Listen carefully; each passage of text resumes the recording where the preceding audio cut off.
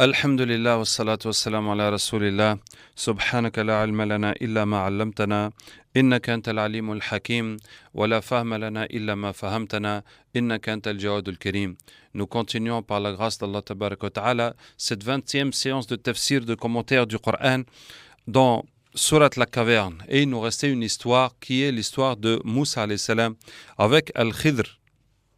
Avec Al-Khidr, cet homme étonnant, cet homme vraiment étonnant. Une des histoires les plus étonnantes. Et quelle est cette histoire? Moussa alayhi salam était avec les fils d'Israël. Et quelqu'un lui a demandé quel est l'homme le plus savant sur terre. Il dit, c'est moi. Bien entendu, Moussa est l'homme le plus savant de son époque. Il était le prophète, il parlait avec Allah. Donc c'est une chose qui est incontestable. Mais Allah Ta'ala a voulu lui enseigner pour qu'il attribue la science à Allah. Et Allah lui dit, il y a quelqu'un qui a une science que tu ne connais pas. On ne peut pas dire quelqu'un qui connaît plus que toi, parce que toi aussi, il y a des choses que tu connais que lui ne connaît pas, mais en tout cas, lui, il connaît des choses que toi, tu ne connais pas. Et Moussa alayhi salam dit, Ya Allah, indique-le-moi pour que j'aille apprendre. Et vous voyez, cette attitude de Moussa alayhi salam, vraiment, est une attitude extrêmement noble, et qu'Allah nous donne cette attitude. Il n'y a pas un niveau de connaissance ou de science qui va te dispenser d'apprendre. Il n'y en a pas. Puisque la science d'Allah Tabaraka wa Ta'ala est immense. La science d'Allah est tellement grande. Puisqu'Allah Ta'ala dit même au prophète Mohammed sallallahu alayhi wa sallam, وَقُلْ رَبِّ زِدْنِي عِلْمًا, et dit Seigneur, donne-moi plus de science, ajoute-moi de science, augmente-moi en science. Si le prophète Mohammed sallallahu alayhi wa sallam a besoin d'apprendre plus, que dire de nous? Donc voilà, un musulman, un croyant, doit toujours chercher l'opportunité d'apprendre et d'augmenter. Et vraiment, quelqu'un qui pense qu'il a tout su, il est vraiment ignorant. Parce que les savants, plus ils en connaissent, plus ils savent aussi qu'ils ignorent beaucoup, qu'il reste beaucoup de sciences à acquérir. Parce que c'est comme par exemple si on découvre la mer, et bien plus on va découvrir, plus on va s'apercevoir qu'il y a d'énormes espaces que nous ne maîtrisons pas. Donc, plus nous en savons, plus nous prenons conscience de l'étendue de notre ignorance, de l'étendue de la science qui nous reste à acquérir, ou peut-être que nous ne pourrons jamais acquérir. En tout cas, voilà. Et pour confirmer cette parole, dans l'histoire, quand Moussa alayhi salam va se retrouver avec le Khidr sur un navire, et il y a un oiseau qui va venir becqueter dans l'eau, boire une petite becquetée d'eau, et Al-Khidr dit à Moussa alayhi salam, ta science et ma science réunies dans la science d'Allah Tabaraka wa Ta'ala ne sont que comme l'eau que cet oiseau a pris dans cet océan. Qu'est-ce qu'un oiseau peut prendre dans son bec d'un océan? Voilà, ainsi est la science que nous avons devant la science d'Allah Tabaraka wa Ta'ala. Et pour ça, nous demandons à Allah Ta'ala de nous déverser sur nous les océans de sa science et de sa miséricorde et de sa lumière, de nous augmenter. Nous remercions Allah Ta'ala pour ce qu'il nous a donné comme foi, comme miséricorde, comme guidée, comme science. Mais en même temps, nous regardons vers les richesses d'Allah Tabaraka wa Ta'ala, dans lesquelles ce que nous avons est infiniment petit. Et nous demandons à Allah Ta'ala de nous donner plus et plus et plus. Donc Moussa alayhi salam est parti pour apprendre. Et Allah lui a dit, tu vas aller dans cette direction, et voici un poisson. Quand tu vas perdre ce poisson, c'est là que tu vas rencontrer l'homme avec qui tu vas apprendre. Et Moussa alayhi salam est parti, et il avait son serviteur. Arrivé à un endroit au bord de la mer, ils se sont couchés pour se reposer. Et le serviteur s'est réveillé, et il a vu le poisson qui était mort sortir du sac et sauter jusqu'à rejoindre l'eau et aller dans la mer. Et il était étonné, comment ça, un poisson qui est mort revit et trouve son chemin jusqu'à l'eau et son part-vivre dans la mer. Mais il s'est recouché. En se réveillant, il a oublié de signaler cela à Moussa alayhi salam. Et ils ont continué la route jusqu'à ce que Moussa dise alayhi salam, vraiment je suis fatigué de ce voyage, il faut nous donner nos provisions, on va manger. Et c'est là que le jeune s'est rappelé, mais quand on s'est reposé tout à l'heure, le poisson est sorti, il est parti dans la mer. C'était tellement étrange, mais j'ai oublié de te le dire, c'est Shaitan qui m'a fait oublier. Et Moussa alayhi salam dit, mais c'est cela même qu'on voulait. Nous n'avons qu'à revenir là-bas. Et là, les savants déduisent une règle assez intelligente. C'est que Moussa alayhi salam n'a senti la fatigue que quand il a outrepassé son objectif.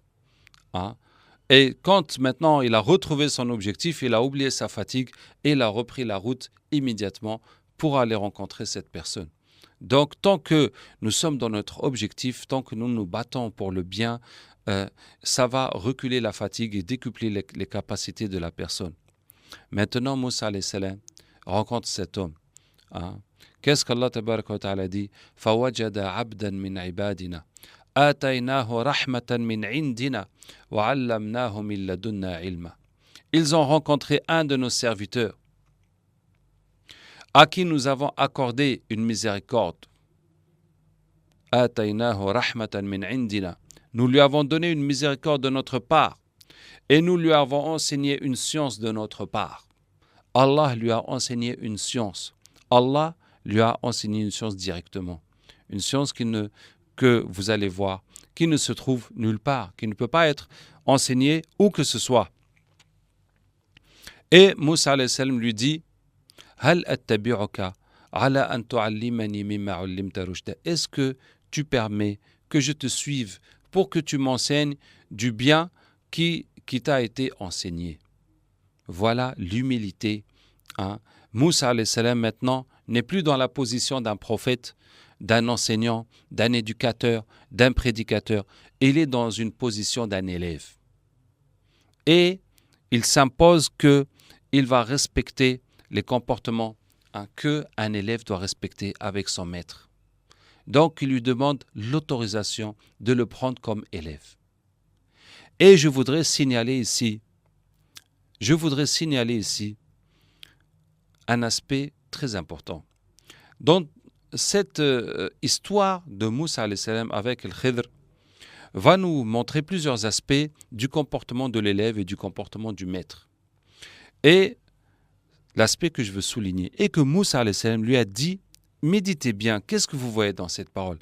Est-ce que je peux te suivre?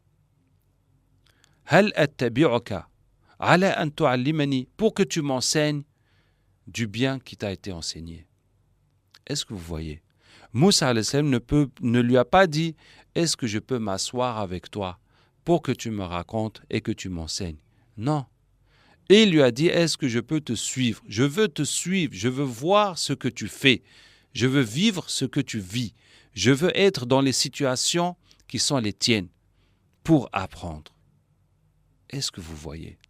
Il ne lui a pas dit, je veux m'asseoir pour écouter tes paroles, pour enregistrer, pour noter, pour prendre note de tout ce que tu vas dire pour que j'apprenne. L'apprentissage dans la pratique, l'apprentissage dans la vie, l'apprentissage dans le vécu. Et telle était la pédagogie du prophète Mohammed sallallahu alayhi wa sallam. C'est vrai que le prophète sallallahu alayhi wa sallam parlait, mais il y avait l'apprentissage dans la pratique, l'apprentissage dans le vécu. Regardez ce hadith. Uthman radiallahu anhu est monté sur un mur, sur une hauteur, pour que tout le monde le voie. Et il a fait ses ablutions. Et il a dit, j'ai vu le prophète sallallahu alayhi wa sallam faire ses ablutions comme je viens de le faire. Et il a dit que celui qui fait ses ablutions comme je viens de le faire et qui dit Ashhadu an la ilaha illallah wa ashhadu anna Muhammad Rasulullah sallallahu alayhi wa sallam. Allahumma ij'alni min at-tawwabin wa ij'alni min al-mutatahhirin. Et Allah, fais que je sois parmi les repentants et parmi les purificateurs. Les 7 portes du paradis, les 8 portes du paradis lui seront ouvertes, il entrera par où il voudra. Est-ce que vous voyez? Le prophète sallallahu alayhi wa sallam a fait les ablutions devant tout le monde pour que tout le monde voie. Et a dit, celui qui fait ses ablutions de cette manière-là et qui dit ceci, voici sa récompense.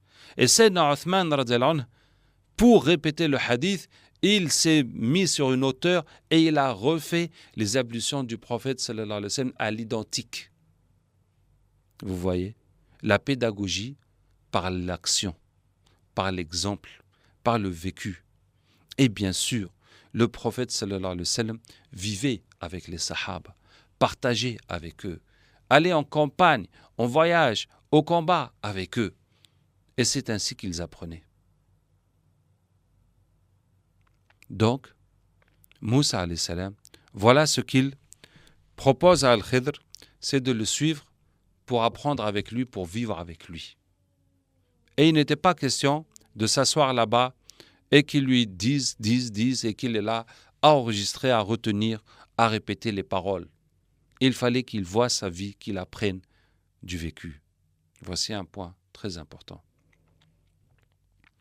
Al-Khidr lui dit, قال إنك لن تستطيع معي صبرا. Il dit, tu ne pourras pas patienter avec moi. وكيف تصبر على ما لم تحط به خبرا. Comment pourras-tu patienter pour les choses que tu ne comprends pas? Est-ce que vous voyez?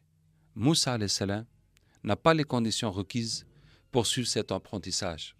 Son maître le refuse. Il lui dit non, tu ne viens pas avec moi. Tu n'apprendras pas avec moi. Tu n'as pas de patience. Tu ne peux pas patienter. Ah, comment peut-on dire pareille chose à un prophète d'Allah? Et comment un prophète ne peut-il pas avoir la patience d'apprendre une science? C'est vraiment étonnant. Mais voilà, Al-Khidr est dans son rôle de maître. Et Moussa est dans son rôle d'élève. Et qu'est-ce que Moussa va dire? قال ستجدني إن شاء الله صابرا ولا أعصي لك أمرا. Regardez ce que Moussa dit. Et Inch'Allah, je serai patient et je ne te désobéirai aucun ordre. S'il te plaît, je vais faire tout ce que tu veux. Je vais être patient, je vais supporter. Et Inch'Allah, tu ne seras pas déçu. Masha'Allah. Hein? Moussa s'est rabaissé pour que son maître l'accepte. Il aurait pu dire comment? Mais je suis Moussa, le prophète d'Allah, celui qui parle avec Allah. Hein? Comment ça tu ne m'acceptes pas pour apprendre? Mais comment ça? Comment est-ce possible que je ne suis pas apte à apprendre, que je ne sois pas un bon élève? Non, il ne sait pas, il n'a pas bombé son torse pour dire que je suis tel. Non, au contraire, il s'est fait petit, il s'est fait modeste, il a supplié, il a demandé pardon, il s'est engagé à respecter toutes les conditions auxquelles on le soumettra. Et Al-Khidr lui dit, قال فإن اتبعتني فلا تسألني عن شيء حتى أحدث لك منه ذكرى. Il dit, bon, si tu me suis, ne me pose aucune question jusqu'à ce que je t'informe moi-même. Voilà la condition que Moussa alayhi salam devait respecter. Et ils sont partis. Et ils ont pris un navire pour traverser une étendue d'eau. Arrivé de l'autre côté, Al-Khidr prit une pioche et troua le navire. Et là, Moussa alayhi salam n'a pas supporté. Il dit, mais comment? Mais tu as troué ce navire, mais il risque de couler. Mais tu vas leur faire des problèmes. C'est pas normal. Mais tu as fait quelque chose de mauvais. Masha'Allah. Moussa alayhi salam a oublié son engagement, a oublié sa position d'élève. Il a repris sa position de prophète, de prédicateur, d'enseignant, de formateur. Il a fait comme s'il était avec les Juifs, avec les fils d'Israël, qui n'arrêtent pas de faire des bêtises. Et il est obligé de crier après eux, de se fâcher après eux, etc., pour les remettre à l'ordre. Il a oublié qu'il est avec son maître et qu'il est là pour apprendre. Et donc, l'engagement que Moussa alayhi salam a pris de patienter, il n'a pas pu le respecter. Cette parole est répétée 2 fois dans le Coran. Satajiduni insha'Allah sabiran. Tu me trouveras insha'Allah patient. Moussa a dit ça avec le Khidr, mais n'a pas respecté son engagement. Et Ismaïl alayhi salam a dit cela avec son père. Quand son père lui a dit que je rêve, que je t'égorge, il lui dit Ya abati fa'al ma tu'maru satajiduni insha'Allah sabiran. Mon père, fais ce qu'Allah t'ordonne. Inch'Allah, tu me trouveras patient. Et Ismaïl alayhi salam a été effectivement patient. C'est pour ça qu'on dit que le Inch'Allah de Ismaïl a été meilleur que le Inch'Allah de Moussa alayhi salam. Puisque Ismaïl effectivement a été patient au moment de l'égorger, il a dit à son père, mon père, enlève ma tunique, mon boubou, pour le donner à ma mère, ça va la consoler. Quand tu vas m'égorger, ne m'égorge pas par devant, car tu ne supporteras pas les grimaces de mon visage au moment que je vais mourir. Égorge-moi par derrière, couche-moi sur le ventre pour mettre mon visage par terre, et égorge-moi par la nuque, ainsi tu ne verras pas ma souffrance, ce sera plus supportable pour toi. Subhanallah. Voici l'enfant qui explique à son père la meilleure façon de l'égorger. Allahu Akbar. En tout cas, Moussa alayhi salam, voilà ce qu'il dit. Et qu'est-ce que Al-Khidr lui répond? Qala alam aqul innaka lan tastati'a ma'i sabra. Il dit, ah, tu vois, j'avais dit que tu ne pourrais pas patienter. Ouf, Moussa alayhi salam. Et regardez ce que Moussa alayhi salam dit. Vraiment, cette histoire, elle mérite de bien méditer de toute façon, comme toutes les histoires du Coran. Et Moussa alayhi salam lui dit, قال لا تؤاخذني بما نسيت ولا ترهقني من أمري عسرا. Il dit, ah, tu ne vas pas me punir, j'ai juste oublié. Ah, j'ai oublié, il ne faut pas me tenir rigueur. Il ne faut pas me tenir rigueur, il ne faut pas me chercher. J'ai oublié, c'est tout. ولا ترهقني من أمري عسرا. Il ne faut pas me fatiguer, il ne faut pas me rendre la tâche difficile. Subhanallah. Et là, Moussa alayhi salam, Moussa se met à enseigner à son professeur la façon d'enseigner. Moussa va dire à son professeur que non, il ne faut pas être dur avec tes élèves, il faut être ceci, il faut être cela. Mais tu es là pour apprendre ou tu es là pour enseigner? Non.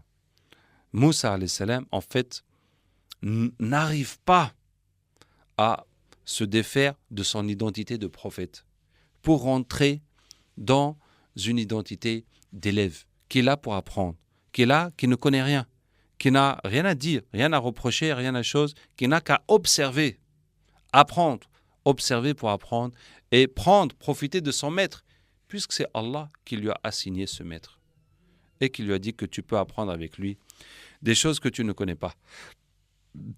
Donc ils sont partis. Ils ont rencontré des enfants qui jouent. Al-Khidr a frappé un des enfants, l'a tué. Alors là, Moussa alayhi salam était scandalisé. Non, c'est pas possible. Tu as tué un enfant innocent qui n'a rien fait. Une âme innocente, tu l'as tué comme ça. Déjà, c'est un enfant. En plus, il n'a rien fait. Non, c'est pas possible. Mais ça, c'est inadmissible. Ce n'est pas possible. Qu'est-ce que le Khidr lui dit? Je t'ai déjà dit de ne pas poser de questions. Pardon. Qu'est-ce que le Khidr lui dit? Alam aqul laka innaka lan tastati'a ma'i sabra. Je t'ai déjà dit que tu ne pourras pas patienter. Et là, Moussa alayhi salam est confus. Refaire la même erreur 2 fois de suite, quand même, on commence à avoir honte. On commence à sentir que on a exagéré. On commence à regretter. Et là, Moussa alayhi salam prend une décision ferme et lui dit que écoute, si je te pose une autre question, tu me fais partir. Et malheureusement, Moussa alayhi salam n'aurait pas dû dire ça. Pourquoi prendre cet engagement? Pourquoi se mettre ainsi le couteau sous la gorge?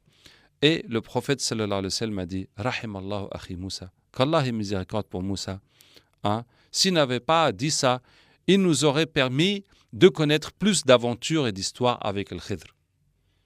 Ça aurait été intéressant pour nous que l'histoire continue et qu'on découvre encore plein de choses. Mais Allah en a voulu ainsi. En tout cas, voilà. Si jamais vous êtes dans une situation pareille, pas besoin de dire que si je fais une faute, il faut me punir ou il faut me chasser ou il faut me... Non. On fait notre possible pour ne pas faire de faute. Si on a fait une faute, on va essayer de regretter, de réparer, de minimiser les dégâts. Pas besoin de s'engager à subir des sentences qui ne sont pas nécessaires. Et donc ils sont partis. Maintenant ils sont arrivés à une ville. Ils ont demandé l'hospitalité à ces gens de les nourrir. Ils ont refusé. Ils sont venus s'asseoir sous un mur qui était délabré, qui menaçait de tomber. Et Al-Khidr lui dit, allez viens, on va réparer ce mur. Et ils ont travaillé à réparer le mur. Et les voici, fatigués, salis et encore plus affamés. Et Moussa lui dit, mais quand même, tu aurais pu leur dire de nous payer ce travail. Hein? Al-Khidr lui dit, maintenant c'est fini. Voilà 3. Et comme tu as dit que tu ne resteras plus avec moi si tu me poses une question, maintenant c'est terminé. Et Al-Khidr lui dit, le navire que j'ai trouvé, c'est parce qu'il y avait un roi qui confisquait les navires des gens. Et j'ai voulu faire un défaut dans leur navire pour que le roi le laisse. Quant à l'enfant que j'ai tué, ses parents étaient pieux. Et cet enfant devait être méchant et leur faire beaucoup de mal. Et Allah a voulu leur changer un enfant pieux qui va être bon envers eux. Quant au mur que nous avons reconstruit, il y a sous ce mur un trésor qui appartient à 2 orphelins. Et si le mur devait tomber, les gens de cette ville, ces méchants gens, ils vont leur prendre leur trésor. Allah a voulu qu'ils grandissent jusqu'à être des hommes et qu'ils retrouvent leur trésor parce que leur père était pieux. Et on dit dans le tafsir que c'était le 7e grand-père. En tout cas, parce que leur père était pieux, Allah a voulu leur préserver leur trésor. Voilà les choses que tu n'as pas pu supporter, pour lesquelles tu n'as pas pu patienter. Ainsi se termine l'histoire de Moussa alayhi salam avec Al-Khidr. Maintenant, nous allons nous attarder un peu sur cette science d'Al-Khidr. Quel genre de science? Ilm al-Ghaib, la science du caché.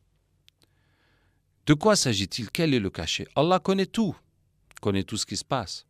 Allah, par exemple, connaît le nombre des gouttes d'eau dans l'océan, le nombre de feuilles dans les arbres, le nombre des étoiles dans le ciel, le nombre d'atomes dans l'univers.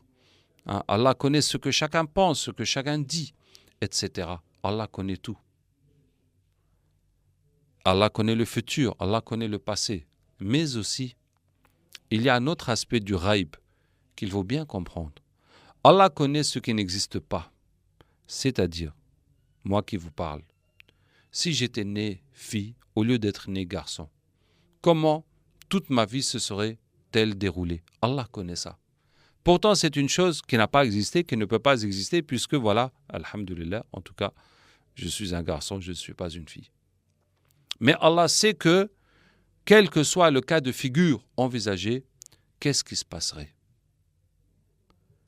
Puisque le navire a été troué, le roi n'a pas pris le navire. Comment peut-on savoir que, si le navire n'avait pas été troué, que le roi l'aurait pris, puisque ça n'a pas existé? Est-ce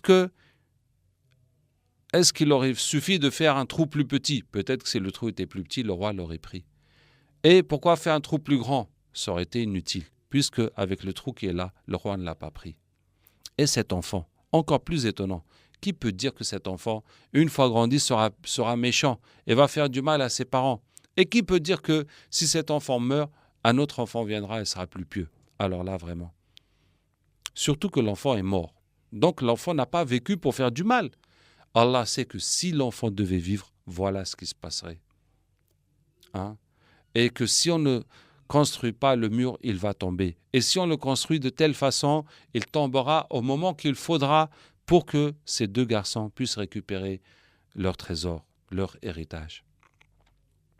Vous voyez, cette science d'Allah tabaraka wa ta'ala, dont Allah ta'ala dit dans Sourate Al-A'raf, وَلَوْ كُنْتُ أَعْلَمُ الْغَيْبَ لَاسْتَكْثَرْتُ مِنَ الْخَيْرِ وَمَا مَسَّنِيَ السُّوءُ.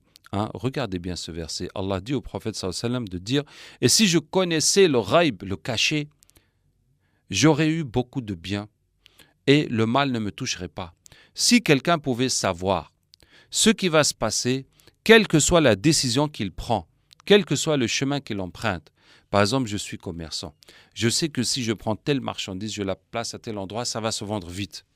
Et je sais que si je fais ça, ça va se vendre. Je sais que si je prends l'autre, ça ne va pas se vendre. Je sais que si je prends ça, on va me voler. Donc si je pouvais savoir tout cela à l'avance, mais je vais devenir hyper riche très très vite. Puisqu'à chaque moment, je sais qu'est-ce qui va me rapporter le plus. Et le mal ne me toucherait pas. Si je sais qu'en oubliant ma voiture ouverte, on va me voler quelque chose. Ou qu'en prenant ce chemin, je vais tomber, je vais me faire mal. Ou qu'en épluchant des oranges, je vais me couper le doigt. Donc, si je pouvais savoir ça, mais aucun mal ne va me toucher. Je ne vais pas me jeter moi-même dans les problèmes. Telle est la science qu'Allah a donnée à Al-Khidr. Allah lui a donné cette science. Et vous voyez que le Khidr n'était pas soumis aux lois auxquelles nous sommes soumis. Al-Khidr exécutait la volonté d'Allah. Exécuter la volonté d'Allah. Tue cet enfant parce qu'il va faire du mal, etc. Et vous voyez, ces événements se déroulent tous les jours. On voit des enfants mourir, on voit des accidents, on voit plein d'événements qui peuvent nous sembler faire le malheur des hommes, qui peuvent nous sembler injustifiés. Mais dans cette histoire, Allah nous dévoile comme s'il lève un tout petit peu le rideau. Le rideau de quoi? Le rideau qui cache la sagesse d'Allah à travers ce qui se passe sur terre, à travers ce qui se passe dans le monde. Allah tabaraka wa ta'ala, rien ne se passe sur terre sans sa volonté. Allah dit وَمَا تَسْقُطُ مِنْ وَرَقَةٍ إِلَّا يَعْلَمُهَا. Il n'est de feuilles qui tombent sans qu'ils ne la connaissent. Chaque feuille qui tombe sur terre, Allah l'a voulu. Allah a voulu tout cela. Mais quelle est la raison? Quelle est la sagesse d'Allah Ta'ala dans ces choses? Puisque nous voyons beaucoup de choses qui font souffrir les musulmans, les gens, etc. Donc, dans cette histoire, Allah lève un petit coin du voile de sa sagesse. Et Allah nous montre que tout ce qui se passe dans cet univers, c'est calculé. Allah le fait pour des raisons. Et nous avons cité parmi ces raisons que Allah dit وَلَوْ أَنَّ أَهْلَ الْقُرَى آمَنُوا وَاتَّقَوْا لَفَتَحْنَا عَلَيْهِمْ بَرَكَاتٍ مِنَ السَّمَاءِ وَالْأَرْضِ. Si les habitants des villes avaient cru et étaient pieux, nous leur aurions ouvert des bénédictions du ciel et de la terre. Et Allah dit ظَهَرَ الْفَسَادُ فِي الْبَرِّ وَالْبَحْرِ بِمَا كَسَبَتْ أَيْدِي النَّاسِ. Le mal est apparu, la corruption est apparue dans la terre et dans la mer à cause de ce qu'ont fait les mains des gens لِيُذِيقَهُمْ بَعْضَ الَّذِي عَمِلُوا لَعَلَّهُمْ يَرْجِعُونَ, pour qu'il leur fasse goûter un peu de ce qu'ils ont fait, pour qu'ils reviennent vers lui. Allah nous donne des lois générales de la sagesse d'Allah tabaraka wa ta'ala, des règles. Mais dans cette histoire, Allah a dévoilé des petites choses. Et c'est parmi donc les leçons que nous allons retirer de cette histoire, et que quoi qu'il t'arrive, il se peut que ton enfant meure, il se peut que ton véhicule soit accidenté, il se peut que ta maison tombe. Tant de choses peuvent arriver. Garde confiance en Allah que c'est un bien. Si tu as péché et que de ce péché Allah t'a fait des problèmes, dépêche-toi de te repentir avant de courir partout pour résoudre tes problèmes. Si tu n'as pas péché, sache que c'est un bien. Cette épreuve, Allah va en faire un bien. Allah t'a retiré quelque chose, t'a éprouvé par quelque chose, mais ce sera en bien. Donc prie Allah Ta'ala, comme nous avons cité ce dua du prophète sallallahu alayhi wa sallam qui dit, quand quelqu'un est atteint par un malheur, il dit Inna lillahi wa inna ilayhi raji'un. Allahumma ajirni fi musibati wa khluf li khayran minha. Ya Allah, récompense-moi pour mon malheur, remplace-moi mieux que cela. Certainement, Allah le récompensera pour son malheur et lui remplacera mieux que ça. Revenons encore à l'histoire de Khidr. Et je voudrais vous signaler une chose. Moussa alayhi salam n'a pas patienté, n'a pas appris, n'a pas eu accès à la science de Khidr. Donc, il est rentré de son voyage, avec une aventure, il a vu des choses étranges, il a retenu quelques leçons, mais il n'a pas pu apprendre ce qu'il est venu chercher.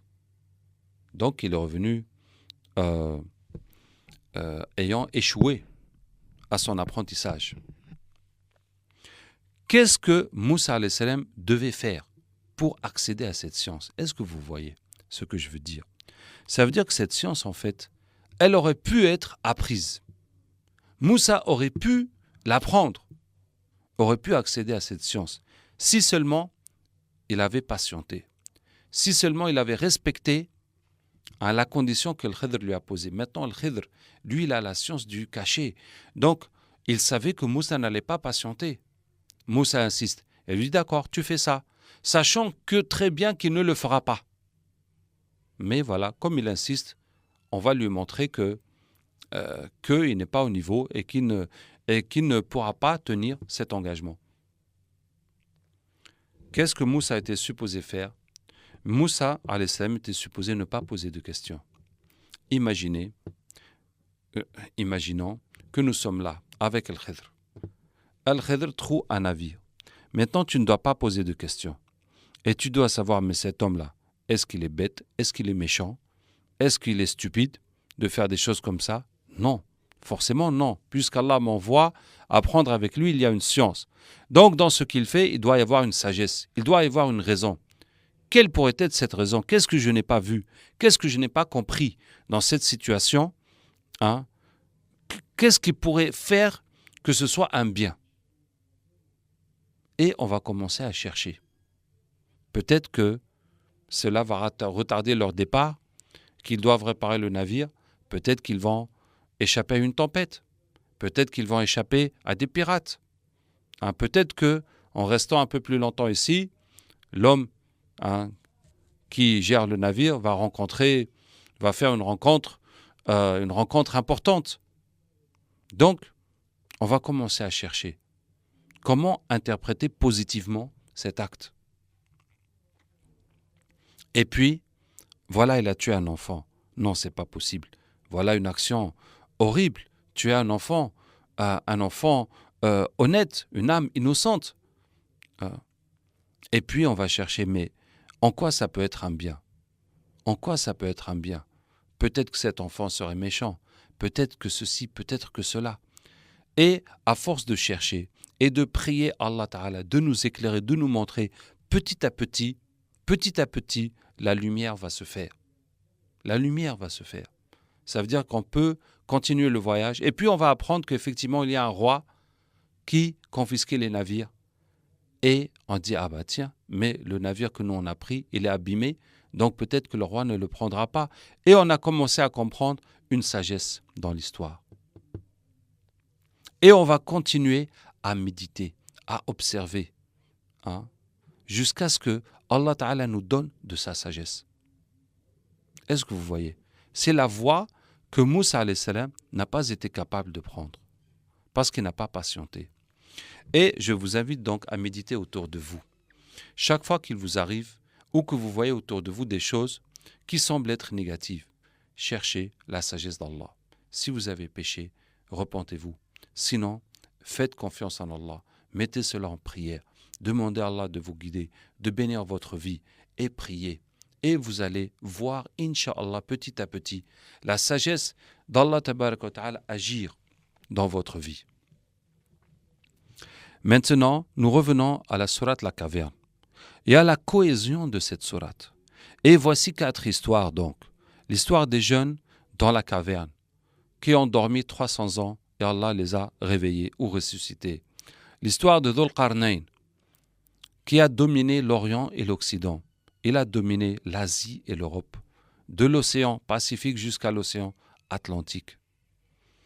Et ensuite, l'histoire des 2 voisins, le riche et le pauvre. Et l'histoire de Al-Khidr avec Moussa alayhi salam. Est-ce qu'il y a quelque chose de commun, une cohérence entre ces 4 histoires? Dans la première histoire, des jeunes de la caverne, Allah nous dit comment ils maîtrisent le temps. La puissance d'Allah Tabaraka wa Ta'ala à travers le temps. L'histoire d'Al-Khidr, Allah a donné à cet homme la puissance et la puissance sur terre, telle que nous la connaissons, la puissance d'un roi qui maîtrise une étendue qui maîtrise des populations, qui a des armées, etc., la puissance sur terre. À travers le riche et le voisin, Allah nous parle, Allah nous montre comment Allah dispose de la richesse et de la pauvreté, donc la puissance financière. Et à travers l'histoire d'Al-Khidr, Allah nous montre comment Allah dispose de la science et de la connaissance et la puissance qu'il y a dans la science. Regardez le pouvoir qu'Allah a donné à Al-Khidr. Si tu es là, tu sais tout ce qui pourrait se passer dans quelque situation que ce soit. Est-ce que vous voyez que tu n'as pas besoin d'argent?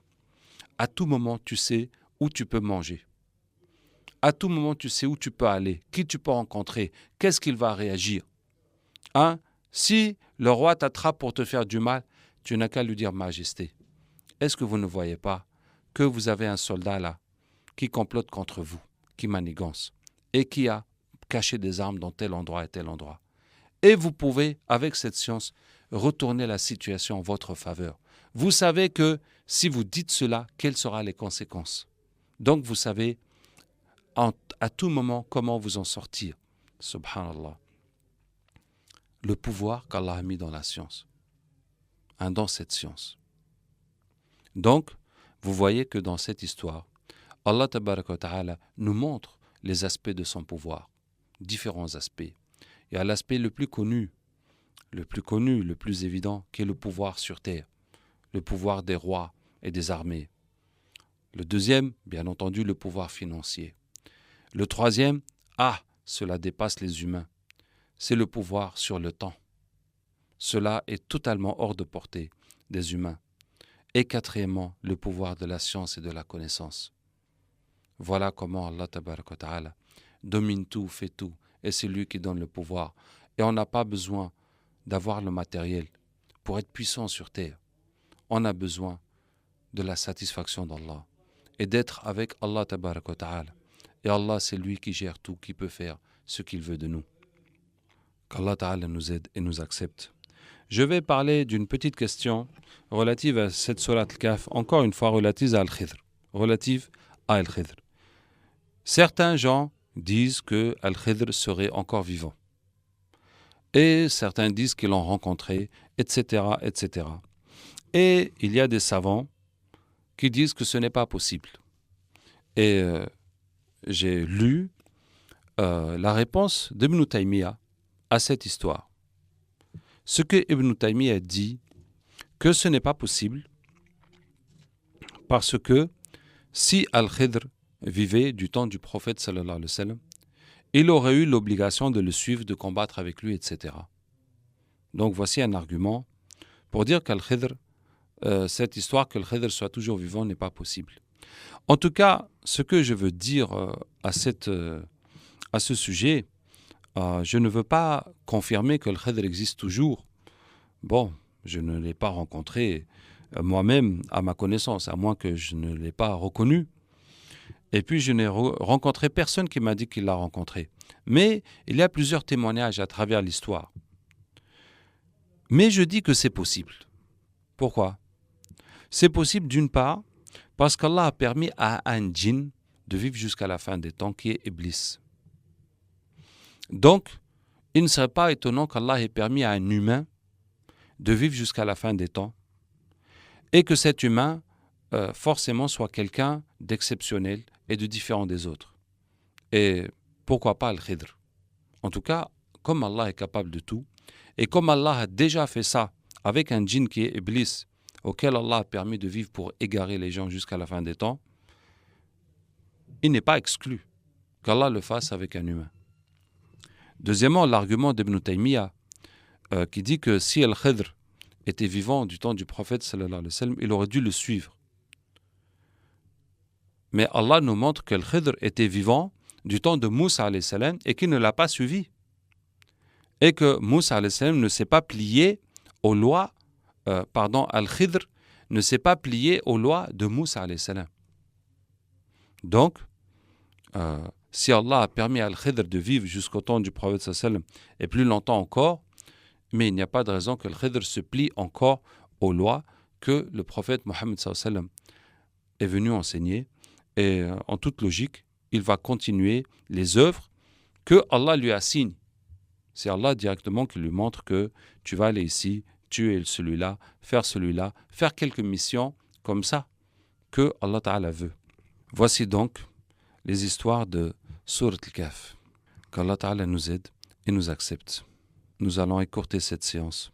Qu'Allah Ta'ala nous aide et nous accepte. Subhanakallahumma bihamdika. Nashhadu an la ilaha illa anta. نستغفرك ونتوب إليك سبحان ربك رب العزة عما يصفون وسلام على المرسلين والحمد لله رب العالمين